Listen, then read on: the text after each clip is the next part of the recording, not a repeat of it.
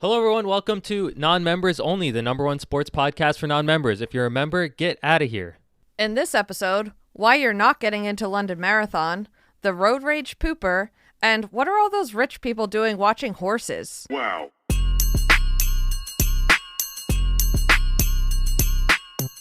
What's up, everybody? Happy National Donut Week, which I am upset about because I am for 30 days not having anything fun. If you're listening on Tuesday, though, it is Be a Millionaire Day. Shout out to literally what? What even is that? I don't know. I just love that there's a day that's like just easy. It's easy. It's be easy. A millionaire. Anyone can do it. Just do it, guys. Yeah, just get some money and that's how you millionaire. That's how you get it. And then you're a millionaire and then you can celebrate the day. Yeah, in this economy, we're all millionaires. I guess so. We're millionaires in laughs. Laughs and memes, actually. Yeah. You know what? Define millionaire. Right. Get out of here. We are millionaires. All of us here at Non-Members Only, tuning in to tune out, we're millionaires. Because we have all the laughs and memes and sports. As the number one sports podcast in the world, we have the sports. We have those too. We are sports. We're actually probably billionaires, but... Maybe, but I'm not counting. No. You know? Also, donuts, are they overrated or underrated? Because, like, you give me, like, a Dunkin' Donut, I'm not impressed. No, unimpressed. No, that's because that's, like, fast food. Right. Okay? But you go to a bakery... I'll tell you what, I had a dreamy donut in London. At the hotel, they had these donuts on, I don't even know what it was. It wasn't even a flavor that existed in my palate before this. Right. And I loved every bite of it. But for the month of May, for 30 days, it's 5:30 a.m. yoga, and I'm giving my organs a break of all the stuff that I've been just throwing at them. Mm-hmm. And all the inflammation that I've been incurring with marathon training. Yeah. Which apparently is what causes high cholesterol. Woo! What? High cholesterol. USA. All right. Now that that's out of the way, I feel like I only like a good cakey donut, and it has to be from like a bakery or like an apple cider donut in fall. That's my jam. Yeah, it has to have substance. Mm-hmm. Density. I'll go as far as saying I love a good Boston cream donut. Mm. I love a good filled donut. I do too, but lactose and stuff. Yeah. I'm overwhelmed by all the stuff that we have to say, and I don't really know where to start. Yeah, we've kind of been putting off 2 weeks of stories because we were in Boston and then you were in London. How are you feeling though? You're 1 week out from London? I'm 1 week out on this day. And let me just say, if you guys are starting a run or you're starting anything you don't really want to do, I'll be there right with you because I'm about to either today or tomorrow. Today, I think I might do like a long walk. And tomorrow I might do a little jog. Okay. But I will also be there with you in sickness and in health till death do us part. I feel you. But I'm not feeling great because, cutting out caffeine. That's tough. Why does it? What is your go-to caffeine in the morning? You drinking coffee? Cold brew coffee. Yeah. Some half and half in there. Oh, dude. So what did you drink this morning? Water. Good stuff. and this coconut lime seltzer. Okay. Shout out. We had a school event yesterday for the kids. Mm-hmm. It was so stressful. We had one kid doing a violin solo. All 3 kids took part in this. I don't really know what it's called, but by the end of it, these colorful ribbons are wrapped around this thing. Mm-hmm. That's as far as I'm going to go with that. And then... I don't know anything about that. And then another kid wanted to take part in they had the opportunity to sign up to do a craft table or sell jewelry or something. Mm-hmm. So who was up till who knows how late working on making bracelets I didn't know how to make? Me. They're bracelets for what exactly? Well, they're to raise money for the school. So anything that you raised. She also made earrings. Okay. And yeah. But anyway, my point in saying that is it was all stuff that we had to help organize. Mm-hmm. We had to get change from the bank. Right. Okay. Do you know how much anxiety that gave me? Walking in there and having to talk to somebody and then say, I need these bills. Can I get some dimes, please? Yeah. And all these different, like, oh, can I have all these 1s and 5s? Yeah. And then I go to put my card in, and she goes, oh, your card is blocked. And I said, why? Right. And she was like, I don't know. We're going to have to call business something. I'm like, IRS. I kind of have to go now. So if you could just give it out of your account. Yeah. Just give me some bills because I got to get going. Right. You know, because naturally I leave it to the last minute. I only allow myself a buffer of also, like 2 why minutes. would you think that there would be that hurdle of like your card just not working? My card got blocked. That's never happened to me in my life. And apparently it was because I used my card in London after the marathon to pay for a dinner, and the card went through. It was not declined. Usually, if I'm in another weirdish place and I use my card, if it's a fraud alert, it gets declined. So right away I said yes. I would say yes, it's me. But in this instance, it went through, and then I got a fraud alert. And then you accepted it. And I didn't know. I let it go because I'm like, it went through, so it's fine. Oh, okay. That was a big mistake. Yeah, you're always supposed to like be like, yeah, that was me or whatever. Right. I wasn't also checking my messages, so I probably didn't see it till the next day, and then it was already blocked. Right. But I didn't have to use it. Dan tried to use it the other day, said there was a problem with it. I'm like, oh, it's probably like the ATM. Right. No, you didn't use it right. Yeah, you didn't put the right pin in. Yeah. Well, so that was the first hurdle. Also, it was so hot yesterday. It was I was 85 just degrees. roasting. I was roasting. And I was in a bad mood. And there was all these food trucks there. There was a coffee, like a coffee truck. They had espresso. Everyone was walking around with iced coffees. Oh my God. Not me. Because I do it to myself. Not you. Not allowed to have any fun. Nope. Yeah. Not me allowed to get ramped up. Do you want to get into some sports? That's what we're here for, right? That's why everyone listens. Do you ever hear of sports? Not me.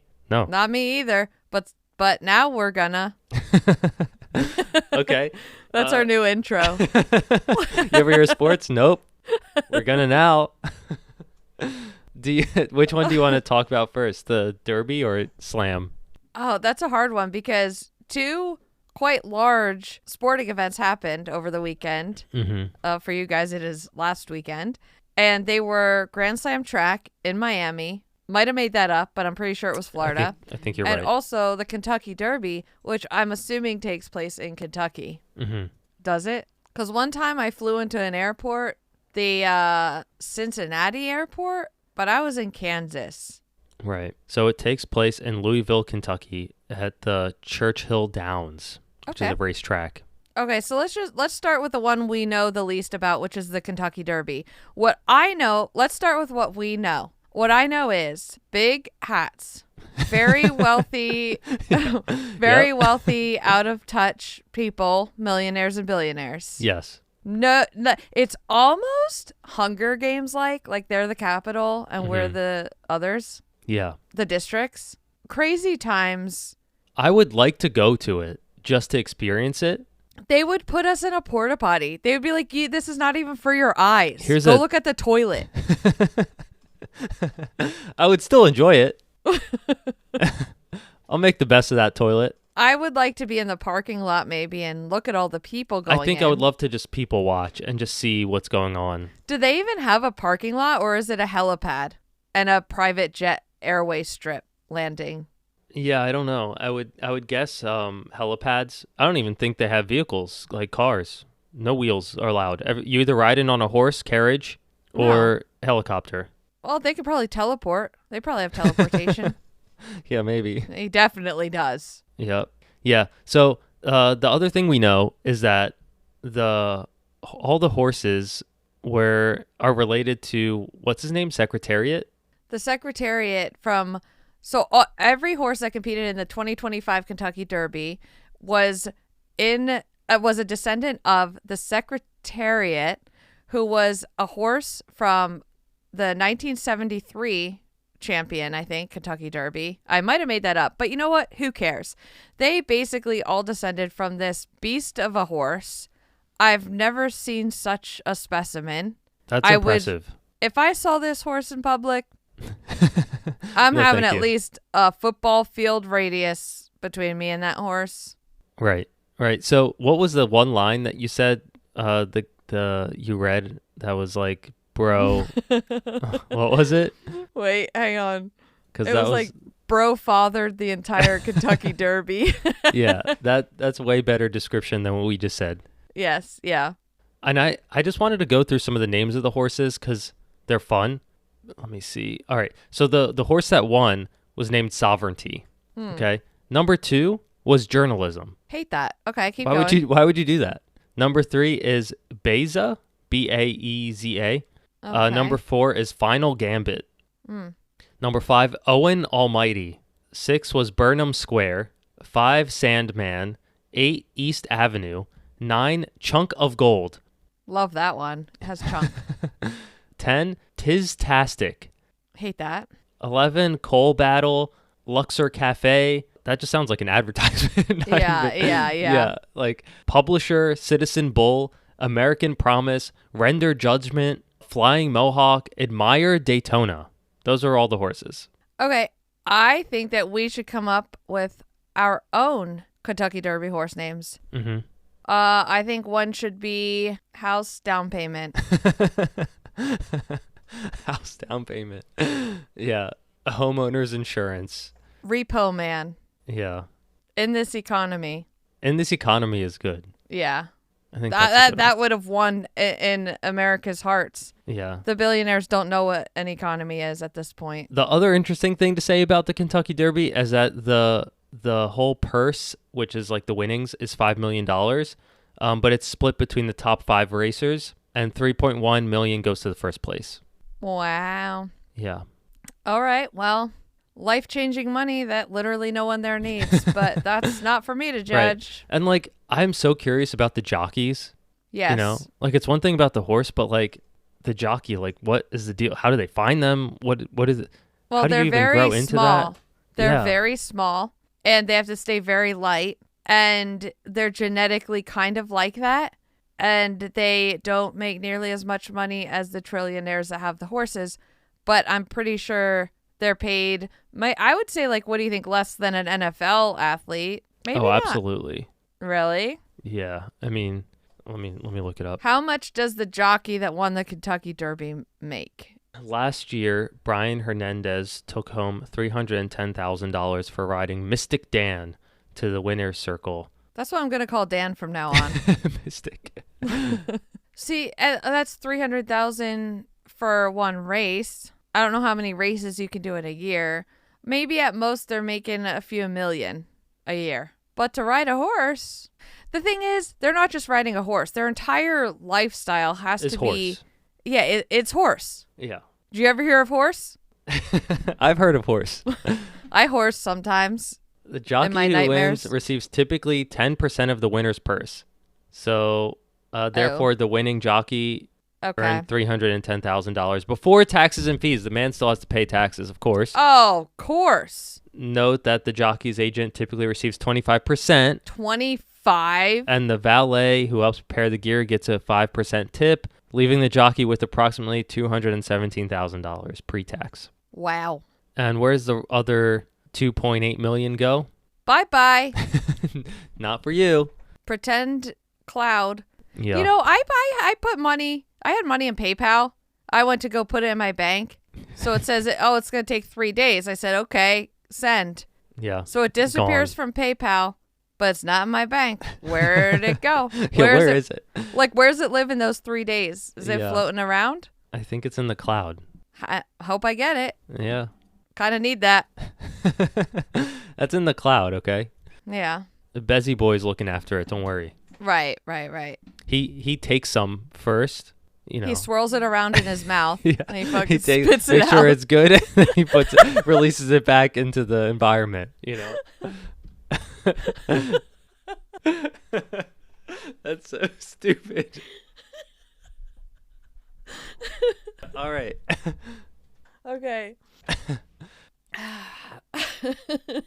sweating. That's how I felt like when you've probably never done this, but when you transfer crypto, it's like it's just like gone for a while. Like where? How long? And it's like you never know if you're sending it right because like the string of letters is so long to like the address that you need to send it to. Yeah. So like it could be hours, it could be like 5 minutes. Oh, and you don't even know if it's gonna work. Yeah, so like you're like, okay, I just transferred like $1,000. Like, where is that? I don't know. Who knows? But like PayPal's ridiculous. It should not be doing that. 3 days, someone's using it in that time. So I'm saying someone's making money off of that. Yeah, someone is investing it in the Nancy Pelosi fund. Making $50K off of your $1,000 and then absolutely. Now, if I could just figure out how to do that. Yeah. Oh my God. Is he the PayPal guy? No, Muskie Boy is the PayPal guy, but he doesn't own it anymore. Right. Yeah. I just pictured Bezzy for some reason doing that. Absolutely. Because he's entitled to everything, including my money. All right, Grand Slam track. What do you know? What can you tell me? Grand Slam track. So we're done with the Kentucky Derby. Yeah, I think so. People, horses, hats, whatever. Okay, let's move on. You know, the reason we talk about billionaire boys and stuff like that is somebody has to keep an eye on them because it's very easy to just, you know, let them do their weird stuff in private. Yeah. Let's not. So our job is to. We're exposing them. Yeah, we just have to remind you guys, like, hey, billionaire boys are out there and they're doing weird stuff. Okay. Yeah. Moving on to Grand Slam track.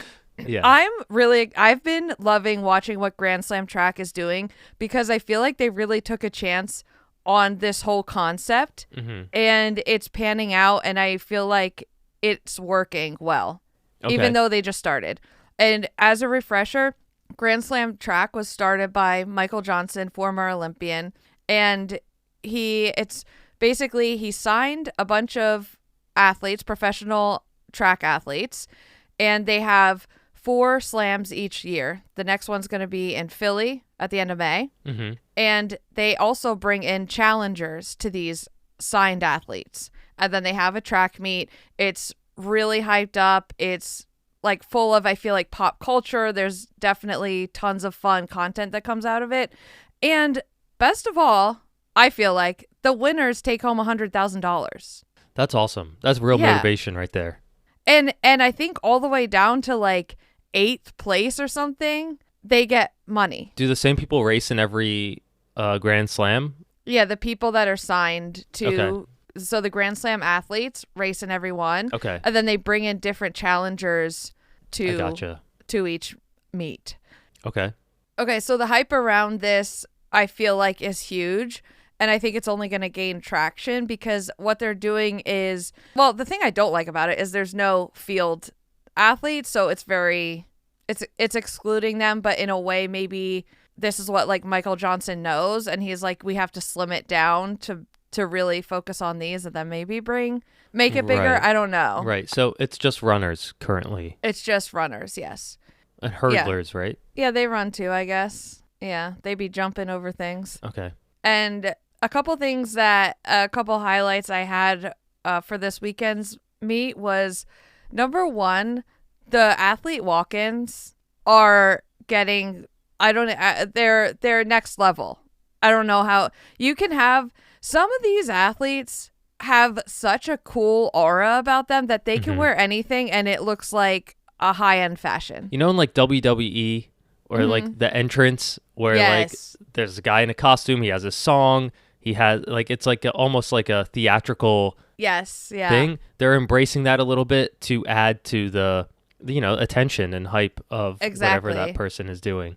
Like, I loved what Kung Fu Kenny did. And he was in front of like the step and repeat thing where they take pictures. And he had a guy on either side of him doing what I assume are like Kung Fu moves. I don't know Kung Fu, but in case you were wondering, we don't know Kung Fu. Yeah, we do not. Maybe that'll be our next sports endeavor. Yeah. But yeah, they were obviously doing martial arts of some kind while he stood there getting his picture taken. And that type of theatrics is what is appealing to people that might not be experts in track. It's drawing new people into his character.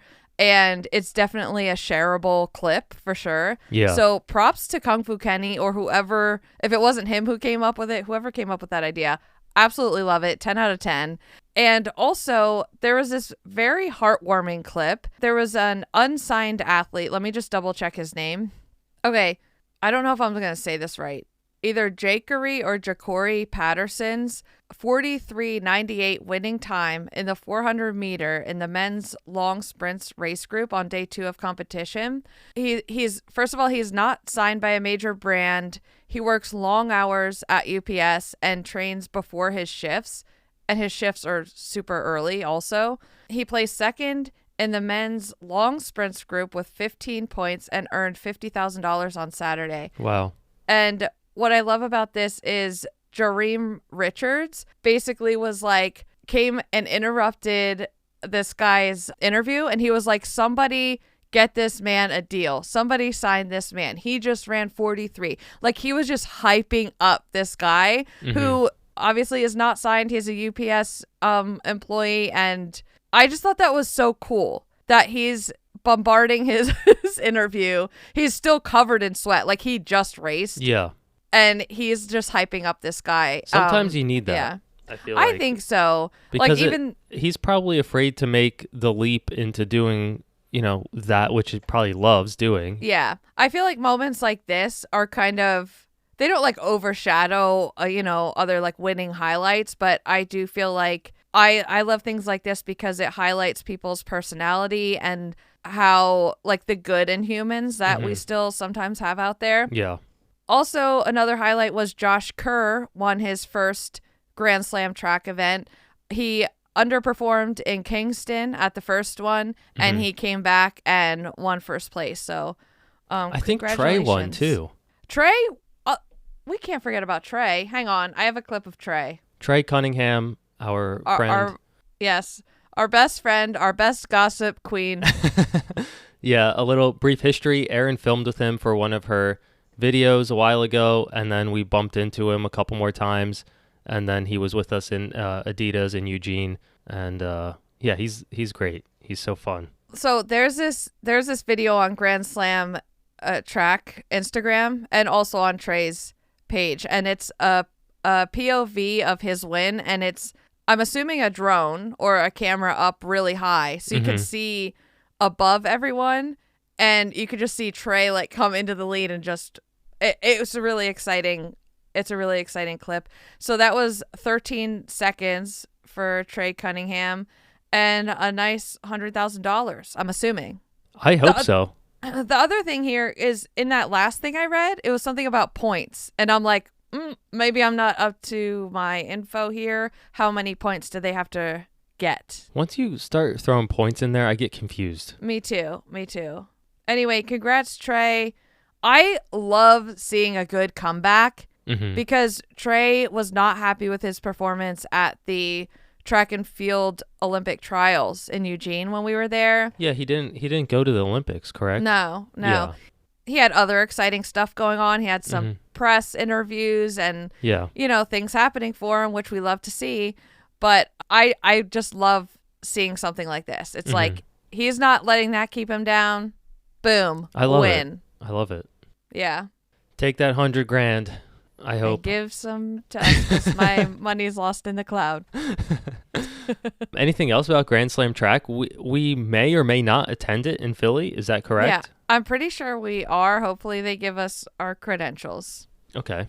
That'll be cool. Yeah. I'm really, really, really looking forward to covering something about this because I love, the USATF events, but they are very, what is the word? Like professional, organized. Yeah, professional. They're not allowed to they're the track and field governing body of the United States. So they can't go and be like, woo, let's make our own rules and let's have this entertainment kind of style. So it's cool to see the performances there and everything. And we're accustomed to that type of event now, but I want to throw ourselves into something new, and I'm excited about this. Yeah. We're ready for the shenanigans. Yeah, just let us in. We're just going to show up. Right, just let us in. That's all. Yeah, I don't know. Who else is covering it, Right. Chris Chavez. You ever hear of that guy? Sidious Mag. Get out of here. What even is that? We love you, Chris. As if he's listening. Yeah, seriously. Yeah. Literally doesn't even know I have a podcast. Yep. He's like, what are these two doing everywhere I go? Right. Yeah. Like he sees us there, but he doesn't know what comes out of it. Right. We should just start messaging him our podcast episodes. That'd be funny. Something I want to say about the London Marathon is 1.1 million people signed up for the ballot of the London Marathon to hopefully get chosen. Mm-hmm. And I have to break it to you. I'm going to hold your hand when I say this. You are not getting into the London Marathon through that ballot. 1.1 million people are in that ballot.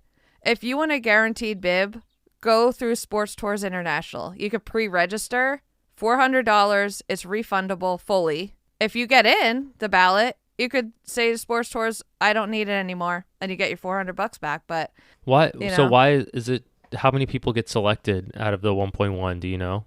just like thousands. Oh, that's it? Like in total with like qualifiers and charity and ballots, it's like 56,000 or something. So a small part of that is going to be people from the ballots. Maybe What if it's like 10,000 people and 1.1 million applied? Yeah. So there is that option if you guys really need that sixth star. Yeah. I didn't realize it was that popular of a race. It's very time inclusive too. I was watching a video of, I think, the last or one of the last runners coming in at night. Mm-hmm. So, yeah, and she got a medal. And Tokyo is the opposite. They cut off at 6. You're done. There's nothing out there. You will not get a medal. Yeah. Yeah, they're very different. So London is a great event. And it's one to throw yourself into even if you're unwell. Right. You did it. You'll still be supported, you know? You did that. I don't think I would have done that in Tokyo. I think I probably wouldn't have even started. Really? Yeah, because I didn't think I would do that. I thought it'd be like 7 hours or something crazy. Mm-hmm. I saw this article that said marathons make you dumber. Marathons make you dumber. A new study suggests that brain fog after a marathon caused by lots of scientific things that I'm not going to explain make you feel dumber. This is in part due to low myelin levels, which can partially recover after 2 weeks and fully after 2 months. I will say I am 1 week post-marathon. I feel dumber than probably any other marathon in my life and any other day in my life. I feel so stupid, especially post-marathon. I was lost, blindly following directions and ended up facing a wall, like a stone wall, thinking there must be a door or something. Instead of just like seeing the wall going around it, I stood there for an embarrassing amount of time. Getting back to work this week, futile effort. I don't know what I'm doing. Everything I do, I mess up. I think we need to check in on you every week to see how long it takes you to feel back to normal. I need my myelin levels back. Yeah. If anyone is interested, it's an article from Run magazine. Why do they make these when they acquire something? Why do you change the name like that? I don't know. Confuses me. I think it's Run magazine powered by Outside. I don't know. I think it's an article. I think for our listeners, we should say what a myelin is. Myelin is a fatty substance that insulates nerve fibers, supports efficient neural signaling for motor control, cognitive, and memory. That's what I got. So as glycogen stores start to deplete during the race, the body turns to a second source of fuel, which is fat. Our bodies contain far more fat than carbohydrates, making it an excellent, albeit less efficient, fuel source for extended exercise like running a marathon. And one place our bodies store fat is in myelin. So basically your brain gets eaten and your brain is eaten alive. All for that finishing medal. Yep. That's what it means. But it's reversible and it'll come back. I will update you guys on when I stop feeling stupid. And it might not even be anything related to the race. I might just be stupid. Yeah. Time will tell, I guess. Yeah. Also, I want to point out this study was a very small sample size. It was like 10 road runners and 10 trail runners. The it was a very like scientific study, but I do want to say the sample size was small. It's always like that, right? It's like they take like 3 people and then extrapolate like some crazy science stuff from it. In my opinion, you didn't even need to do all this analysis and crazy testing, chemical engineering, whatever you just did here. You could just say, hey, you feel with it? No. And you could ask like 50,000 people that and then follow up in a week. Do you still feel stupid? A little bit. I don't know.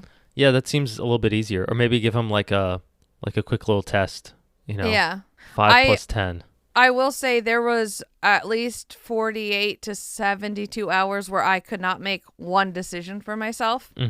I would just throw up my hands. I don't know where to sit. You choose. I don't know what table. I don't know what to eat. Did you know that running a marathon causes life fatigue? Did you know that life causes fatigue? Yeah, that's we could be science people. Yeah, it was science. And science. Look at that. Sports and science. And science and sports. Yes. Okay. I'm fatigued right now. Me too. That was a lot of thinking right there. So the draft just happened, and we were a little busy, so we didn't cover it immediately. But the one story that I saw on Instagram that really caught my attention was like how the players get the jersey with their sports team that they just got drafted to with their name on it right after it gets announced. Yeah. Right? And so apparently they have this huge rack of like every size and every team. And then they have stencils for like the people's names basically. And once it gets announced, within like minutes, these people are screen printing on the jersey, like the back of the jersey. Yes. And that's just impressive. It is impressive. And because I didn't know this, I actually thought that the reactions and the surprises were all fake. I thought that they were told already. Right. And it makes you think that, right? Because it's like, how are they doing this fast? Yeah. How did they already have the shirt then? Like somebody already knew, but they actually don't. It's like these shirt printing people are given the word and they immediately are like, go, go, go. And they have just a certain amount of time to get it. Right. Because the other thing is that each team has their own font. Yeah. So it's not like they could just use like Times New Roman across the board. You know what I mean? Like they have a specific font and a specific color for each team. And there's no room for error. Yeah, they're just ready. Because this is filmed and you can't tell the athlete, hold up, wait, don't come. Right, and it's live, right? It's live, yeah. So you can't say, hold back, they messed up a letter. Yeah. Yeah, I would love to talk to the people that organize that. Yeah, like, are you guys taking beta blockers? Like, how do you deal with that level? How do you not mess up? Yeah, I would mess up just because I would know, like, somebody's watching me. Yeah, it says within 2 minutes they have to, like, turn it around. No, I can't do anything in 2 minutes. So they must be super organized with, like, the names and everything. And like, is there a lot of yelling going on? Is it like a kitchen and there's a chef That's in there? what I picture it. Like, Gordon Ramsay's back there, like go, go, go. So, yeah, it's super interesting to me, at least. I don't know why. It is. I like learning about behind the scenes stuff like that. I have to do tea time. Erin's tea time. We're deep in it, and tea is about to just like spill out of my mouth if I don't say it. Okay, go for it. Okay, where do I even start? I think I have to start with the Delco Pooper. Okay. Yeah. This story has been in my Instagram feed because of Philly Mag for the past week. Also, like, I feel like disclaimer, if you don't want to hear us talk about pee-pee poo-poo, skip the tea time segment. Yeah, sorry about that. I saw the first story, and I was like, oh, interesting. Didn't click on it. Because, you know, in the Delco area, nothing really surprises you. But it just kept going further and further, and I'm like, all right, I need to read into this. So there was this woman. I don't know if I should, like, even say her name. Well, it's all public at this point, It is all right? public, so, okay, She's let me... gone viral. Hang on a second. You could just say her first name anyway. Christina Solomito has been confirmed as the Delco Pooper. You might be wondering, what's the Delco Pooper? It's not you. She is Ridley Park resident Christina Solomito Meadow, probably. And she is charged with, quote, and I quote, depositing waste on highway, among other offenses. What happened was she was at a stoplight and there was a car in... Oh, wait. See the dumbness that the marathon caused? Okay, Yeah. I just read these stories. I apologize. And each one, the author, the journalist guy is like, I really hope this is the last Delco Pooper story I have to write. There's been multiple? Yeah. Okay. Yeah. The strange case of the Delco Pooper. Okay. Okay, what's the first one? Here we go. Oh my God. I thought it was a one and done deal. No. You have no idea what we're about to get into. Yeah, here. I guess I don't. Okay.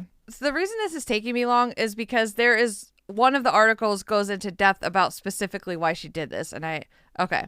Well, we need to know that. Yeah. I think I found it.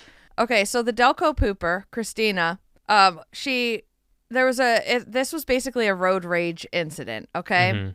On Tuesday of last week at the intersection of 4th and Madison in Prospect Park, there was some sort of road rage dispute. And one of the people involved in said road rage dispute did something that no one expected. The woman walked over to a gray car, squatted on the hood, and she pooped on this person's windshield. And then she walked away defiantly, smiling and like giggling. Okay. And I then have so many questions. Okay. Okay, so this is all we knew during the first story. And you're like, what in the world would make this woman walk over to someone's car, get on top of the car and poop? And also, how do you just poop on demand like that? That's my biggest question, right? Is like, Yeah. what kind of athletic training is this woman going through to Yes. be able to just do that? So according to court documents, Solomedo told police, actually, I'll just quote directly from the detective in this document. Solomedo told me she was on Lincoln Avenue northbound in the left lane waiting to turn onto 4th Avenue westbound. Solomedo said she was the 5th car in line, and when the left turn arrow lit up green, 3 cars went through, and the 4th car, a silver sedan, sat there and didn't move. Solomedo said she sounded her horn, and the driver of the silver sedan began mocking her through the rearview mirror. Solomedo said she was trying to get home from work and got frustrated that the driver of the silver car wasn't paying attention to traffic. Solomedo added, I feel like this is key right here, that on top of all the frustration, she was having stomach issues and decided to go around the silver car and turn onto 4th Avenue. Solomedo said she stopped at 2 stop signs, and as she approached the 3rd stop sign, Madison Avenue, she noticed the silver car was behind her and thought they might be following her. Solomedo stopped her car, exited, and walked back to the silver car and exchanged words back and forth with the driver. Solomedo said as she was walking back to her car, the driver of the silver car called her a fat bitch, which made her angry. Solomedo said, I wanted to punch her in the face, but I pooped on her car instead and went home. I mean, that is some unhinged behavior. Yes. And then she added randomly, it was a clean poop. I didn't even have to wipe. Okay, how do you know that? And does that exist? And also, if you had stomach issues and you just could let it out like that, it probably wasn't solid. Yeah. Okay. Okay. Wait, you said it wasn't the first time. Is this a multiple occurrence with Well, her? this wasn't the first article. This is like so many things are coming out about this Christina character that it's like 6 articles deep on Philly Mag. Okay, And but it's her first time doing this, at least the first time that's public record, yeah. She's not like a repeat offender. Her mugshot looks like, what's that? Glamour shots where you're kind of turned to one side and you like look towards your shoulder and she's smiling. She's so proud of herself. And she is, you know what? An unbothered queen. That's so crazy. We have to put that in the visual recap so you guys can see her I smile. I see her mugshot now. Yeah. It looks like it's a school picture. She does not care. No, she does not care and probably still doesn't think she was in the wrong. And, you know, if you're at a stoplight and that light is green, you better go, or someone's gonna poop on your car, I think is the moral of the story here. especially in the extended Philly area. Just yes, Delco for sure. Yeah. For sure. Yeah. Do you want to let's move on to something else? Do you want to cover another story, or should we just go to no bad? I think no bad. I have a headache. No bad, no sad. Okay, so Tiger Woods helps resurrect a golf course in Cobb's Creek. After years of neglect, West Philadelphia's Cobb Creek Golf Course is getting a major makeover with the help of one of the greatest golfers of all time, Tiger Woods. The Cobb's Creek Foundation raised more than $100 million to restore the historic course, which will soon feature a state-of-the-art 2-story driving range, a restaurant, and an 18-hole course capable of hosting PGA events. Additionally, a TGR learning lab, this is my favorite part of this whole thing, by the way, is being built to foster STEAM education, career readiness, and health and wellness with Woods' support to serve the community for years to come.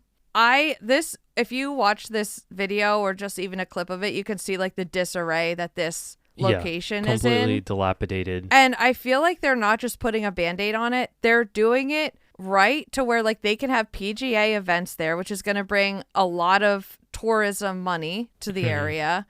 And also what he's doing for these kids, because it's not a great area So for these kids. STEAM stands for Science, Technology, Engineering, Arts, Mathematics. Yeah. If that's not clear. Because it used to just be STEM. I think this is probably new. Yeah. But it's so cute to see like these kids and how excited they are, and they're going to have all this support. This is going to be like staffed with volunteers and teachers, and they can go to this like not just a safe place after school, but somewhere that is going to like build them up, and they can, you know, if they want to go to school for like science or anything like that, like there's people there to help them grow into that. I just love it so much. So shout out Tiger Woods. We know you're listening. Yeah. It's going to become like a little community center on top of fixing the golf course there. So yeah. And it's employing a lot of local we're number one golfers over one here. day we will go. Yeah, and also it's in Philly, so shout out, go Birds. Go Birds. Thank you everyone for listening. Don't forget to leave us a 5-star review on Apple Podcasts and Spotify, and we love reading your comments on Spotify. If you didn't know, you can actually leave comments there, and also on our Instagram post. Michael Motorcycle posts a visual recap every Sunday evening to give you a little preview of what's to come on Monday. Also, what really helps us out is following us on Spotify and Apple Podcasts. Also following us on Instagram, TikTok, YouTube. And you know what? Throw Facebook in there. We have a Facebook. We just did that. I feel like there's no followers on there. Yeah. That's okay.